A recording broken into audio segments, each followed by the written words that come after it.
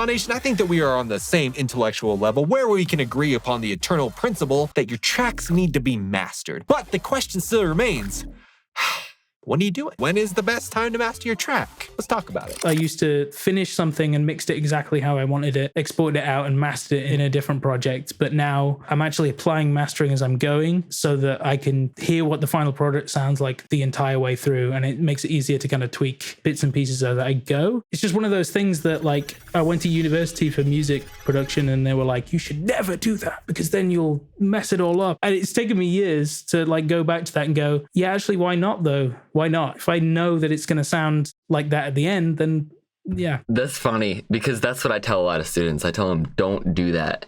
Yeah, I think the difference, though, I think a lot of times people will throw a bunch of stuff like a multiband compressor and limiter, saturator, whatever, on the master chain, and they're mixing, but they're not actually mindful of what it's doing. So they could have, some sounds stupid loud. It's just running into the master effects. And then when they turn it off, then it doesn't sound good at all. I think it's important if you're going to do that to, first of all, be mindful of how your sounds could be processed on the master effects and, A/B it a lot. Because like you can boost the transients and it sounds great through the master, but then you'll take the master off and it's horrible. So I do a lot of A/B-ing with that. And generally all I have on the mastering chain at the moment is like just one maximizer at the general level that I would master the track at. And then I can sort of lean into the saturation of that a little bit more comfortably. It is the riskier thing because you could be making mixing decisions that are actually detrimental to what you're going for. Yeah. And you just got to be super, super wary of that. Definitely for beginners, I wouldn't suggest